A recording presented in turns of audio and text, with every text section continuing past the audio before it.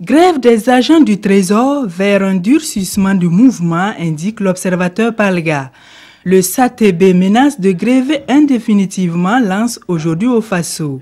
Il a appelé plutôt à un sitting du 22 au 29 mai, nuance le quotidien.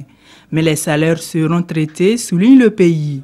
Pour ce qui concerne la grève des syndicats de l'éducation nationale, Citoyen indique que les syndicats et le gouvernement ont trouvé un accord qui met fin donc aux menaces de boycott des examens scolaires.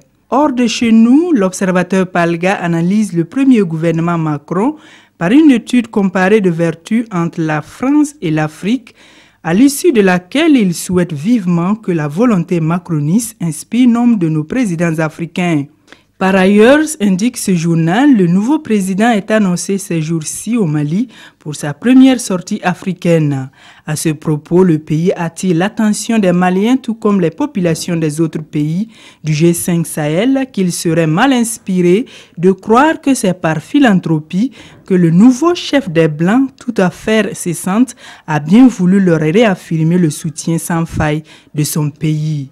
Pour ce journal, cette visite répond d'abord à des impératifs sécuritaires domestiques. Et pour cela, tout président français est toujours disposé à aller jusqu'au bout de l'enfer s'il le faut. Mais il reste à savoir si Macron fera ou pas quelques aménagements dans cette coopération militaire en Afrique et dans quel sens s'interroge aujourd'hui au Faso.